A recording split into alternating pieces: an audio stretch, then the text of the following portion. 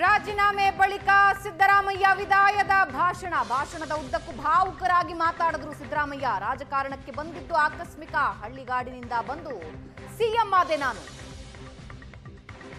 ಶಾಸಕ ಮಂತ್ರಿ ಸಿಎಂ ಆಗ್ತೀನಿ ಅಂತ ಕನಸು ಕೂಡ ಕಂಡಿರಲಿಲ್ಲ.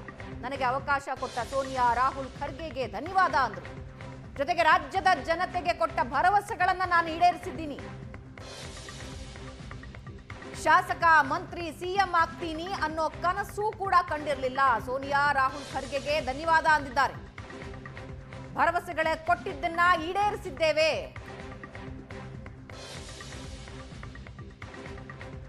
ಕರ್ನಾಟಕದ ಮೇರು ನಟ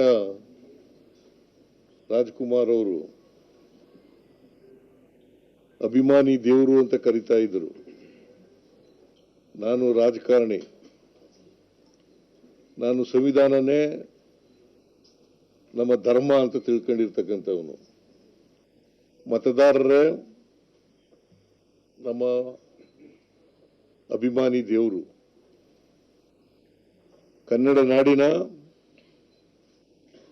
ಕರ್ನಾಟಕದ 7 ಕೋಟಿ ಜನಸಂಖ್ಯೆ ಸೇವೆ ಮಾಡತಕ್ಕಂಥ ಅವಕಾಶ ನನಗೆ ಸಿಕ್ಕಿತ್ತು. ಮೊದಲಿನಿಂದಲೂ ಹೇಳ್ತಿದ್ದೆ, ಅನೇಕ ಸಾರಿ ಹೇಳಿದ್ದೀನಿ ಮಾಧ್ಯಮದವರು ಮತ್ತೆ ಹೊರಗಡೆ.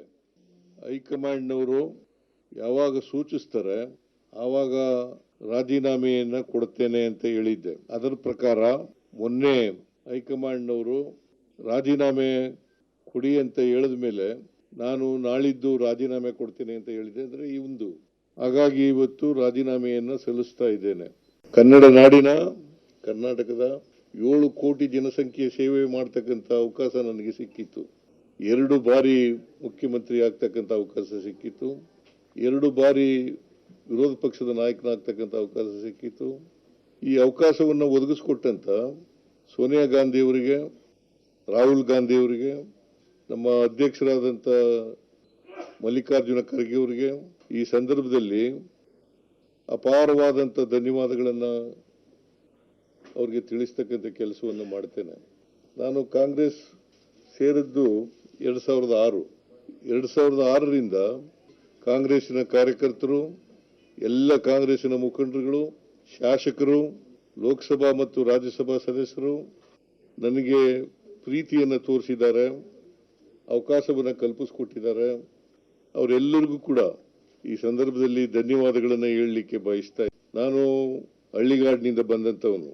ನಾನು ಮುಂದೊಂದು ದಿನ ಮಂತ್ರಿ ಆಗ್ತೇನೆ, ಮುಖ್ಯಮಂತ್ರಿ ಆಗ್ತೇನೆ, ವಿರೋಧ ಪಕ್ಷದ ನಾಯಕನಾಗ್ತೇನೆ ಅಂತಕ್ಕಂಥ ಕನಸು ಕಂಡಿರಲಿಲ್ಲ. ನಾನು ರಾಜಕಾರಣಕ್ಕೆ ಬಂದದ್ದು ಆಕಸ್ಮಿಕ. ಯಾಕಂದ್ರೆ ನಮ್ಮ ಕುಟುಂಬದವರು ಯಾರು ಕೂಡ ರಾಜಕಾರಣದಲ್ಲಿ ಇರಲಿಲ್ಲ. ನಮ್ಮ ತಂದೆ ತಾಯಿಗಳಾಗಲಿ ಅಥವಾ ಇನ್ಯಾರೇ ನಮ್ಮ ಕುಟುಂಬಕ್ಕೆ ಸಂಬಂಧಪಟ್ಟಂಥವ್ರು ಯಾರು ಕೂಡ ರಾಜಕಾರಣದಲ್ಲಿ ಇರಲಿಲ್ಲ. ನಾನು ಮೊದಲಿನಿಂದಲೂ ಕೂಡ ರಾಜಕಾರಣಕ್ಕೆ ಬಂದಂದಿನಿಂದ ಬುದ್ಧ, ಬಸವ, ಬಾಬಾ ಸಾಹೇಬ್ ಅಂಬೇಡ್ಕರ್, ಗಾಂಧೀಜಿ ಇವರ ತತ್ವಾದರ್ಶಗಳಲ್ಲಿ ನಂಬಿಕೆ ಇಟ್ಕೊಂಡಿದ್ದಂಥವನು. ಸಂವಿಧಾನದಲ್ಲಿ ಅಪಾರವಾದಂಥ ಗೌರವ ಇಟ್ಕೊಂಡಿರ್ತಕ್ಕಂಥವನು. ಎಲ್ಲ ಒಂದು ಕುಟುಂಬವಾಗಿ ಬಾಳ್ಬೇಕು ಅಂತಕ್ಕಂಥದ್ರಲ್ಲಿ ನಂಬಿಕೆ ಇಟ್ಕೊಂಡಿರ್ತಕ್ಕಂಥವನು. ಯಾವುದೇ ಜಾತಿ, ಮತ, ಧರ್ಮ ಇಲ್ಲದೆ ಇರ್ತಕ್ಕಂಥ ನಾವೆಲ್ಲರೂ ಕೂಡ ಒಂದು ಕುಟುಂಬವಾಗಿ ಬಾಳ್ಬೇಕು ಅಂತಕ್ಕಂಥದ್ರಲ್ಲಿ ನಂಬಿಕೆ ಇಟ್ಕೊಂಡಿರ್ತಕ್ಕಂಥವನು. ಮತ್ತೆ ಆರ್ಥಿಕವಾಗಿ, ಸಾಮಾಜಿಕವಾಗಿ ಈ ದೇಶದ ಸಂಪತ್ತು, ಅಧಿಕಾರ ಎಲ್ರಿಗೂ ಸಮಾನವಾಗಿ ಹಂಚಿಕೆ ಆಗಬೇಕು ಅಂತಕ್ಕಂಥದ್ರಲ್ಲಿ ನಂಬಿಕೆ ಇಟ್ಕೊಂಡಿರ್ತಕ್ಕಂಥ. ಅದಕ್ಕಾಗಿಯೇ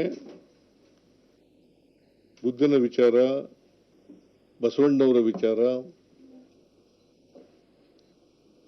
ಗಾಂಧೀಜಿಯವರ ವಿಚಾರ,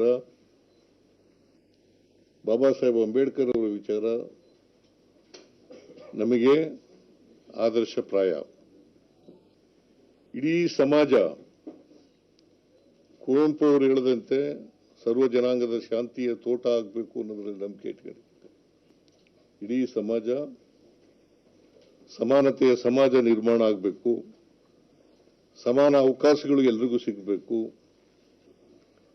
ಸಮಾನ ಅವಕಾಶಗಳು ಇಲ್ಲದೇ ಇರೋದ್ರಿಂದಲೇ ನಮ್ಮ ಸಮಾಜದಲ್ಲಿ ನಾವು ಅಸಮಾನತೆಯನ್ನು ನೋಡಲಿಕ್ಕೆ ಸಾಧ್ಯ ಆಗಿರ್ತಕ್ಕಂಥದ್ದು. ಈ ಅಸಮಾನತೆ ತೊಲಗಬೇಕಾದ್ರೆ ಎಲ್ಲರಿಗೂ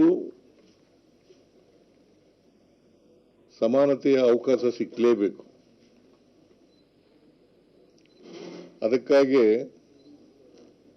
ನಮ್ಮ ಮೊದಲನೇ ಅವಧಿನಲ್ಲಿದ್ದಂಥ ಸರ್ಕಾರ 2013ರಿಂದ 18 2023ರಿಂದ ಇಲ್ಲಿವರೆಗೆ ಇರ್ತಕ್ಕಂಥ ಸರ್ಕಾರ ಸಮಾನ ಅವಕಾಶಗಳು ಸಮಾನತೆ ಬರಲಿಕ್ಕೆ ಪ್ರಯತ್ನಗಳನ್ನು ಮಾಡಿದೆ. ಮತ್ತೆ ನಾವು ಏನು ಮ್ಯಾನಿಫೆಸ್ಟೋನಲ್ಲಿ ಹೇಳಿದ್ದೋ ಆ ಮ್ಯಾನಿಫೆಸ್ಟೋನಲ್ಲಿ ಹೇಳಿರ್ತಕ್ಕಂಥ ಭರವಸೆಗಳು ಅವುಗಳನ್ನ ಜಾರಿ ಮಾಡತಕ್ಕಂಥ ಪ್ರಾಮಾಣಿಕ ಪ್ರಯತ್ನವನ್ನು ಮಾಡಿದ್ದೇವೆ. 2013ರಿಂದ 18ರವರೆಗೆ ನಮ್ಮ ಮ್ಯಾನಿಫೆಸ್ಟೋ ಮೂಲಕ 165 ಭರವಸೆಗಳನ್ನು ಕೊಟ್ಟಿದ್ದೇವೆ. ಆ ಭರವಸೆಗಳಲ್ಲಿ 158 ಭರವಸೆಗಳನ್ನು ಈಡೇರಿಸಿದ್ದೇವೆ. ಆಮೇಲೆ 2023ರ ಮ್ಯಾನಿಫೆಸ್ಟೋ ಮೂಲಕ ಡಾಕ್ಟರ್ ಪರಮೇಶ್ವರ್ ಅಧ್ಯಕ್ಷರಾಗಿದ್ದರು, ಮ್ಯಾನಿಫೆಸ್ಟೋ ಕಮಿಟಿ ಅಧ್ಯಕ್ಷರಾಗಿದ್ದರು. ಆಗ ಸುಮಾರು 550ಕ್ಕೂ ಹೆಚ್ಚು ಭರವಸೆಗಳನ್ನು ಕೊಟ್ಟಿದ್ದು. ಅವುಗಳಲ್ಲಿ ಇಲ್ಲಿವರೆಗೆ ಸುಮಾರು 300 ಭರವಸೆಗಳನ್ನು ಈಡೇರಿಸಿದ್ದೀವಿ. ಸುಮಾರು 300 ಭರವಸೆಗಳನ್ನು ಈಡೇರಿಸಿದ್ದೀವಿ. ಇದ್ರ ಜೊತೆಗೆ 5 ಗ್ಯಾರಂಟಿ ಯೋಜನೆಗಳನ್ನು ಕೂಡ ಘೋಷಣೆ ಮಾಡಿದ್ದು.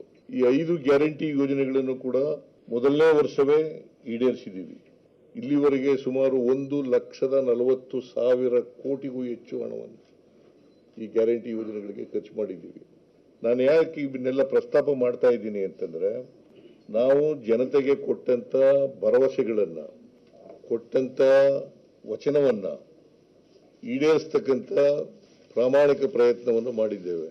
ಮಾತಿಗೆ ತಪ್ಪಿಸ್ಕೊಳ್ತಕ್ಕಂಥ ಕೆಲಸವನ್ನ ಮಾಡಿಲ್ಲ. ಇದು ನನಗೆ ಮತ್ತು ನಮ್ಮ ಪಕ್ಷಕ್ಕೆ ಸಂತೃಪ್ತಿಯನ್ನ ಕೊಟ್ಟಿರ್ತಕ್ಕಂಥ ವಿಚಾರ ಅಂತಕ್ಕಂಥದ್ದನ್ನ ತಮಗೆ ತಿಳಿಸ್ಲಿಕ್ಕೆ ಅಪಪ್ರಚಾರ ಮಾಡಿದ್ರು ವಿರೋಧ ಪಕ್ಷದವರು, including none other than prime minister of the country.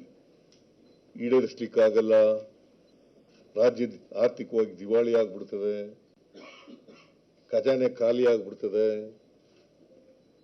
ಅಭಿವೃದ್ಧಿ ಕೆಲಸಗಳಿಗೆ ದುಡ್ಡಿರಲ್ಲ ಅಂತೇಳಿ ಇವತ್ತು ಈ ಗ್ಯಾರಂಟಿ ಯೋಜನೆಗಳನ್ನ ಜಾರಿ ಮಾಡಿದ ಮೇಲೆ ಕರ್ನಾಟಕ ಇಡೀ ದೇಶದಲ್ಲೇ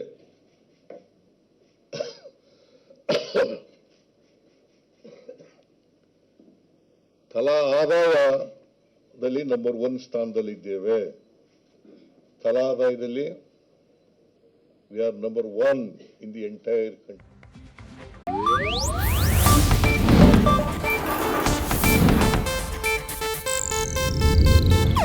ಇದು ಏಷ್ಯಾನೆಟ್ ನ್ಯೂಸ್ ನೆಟ್ವರ್ಕ್ ಪ್ರಸ್ತುತಿ.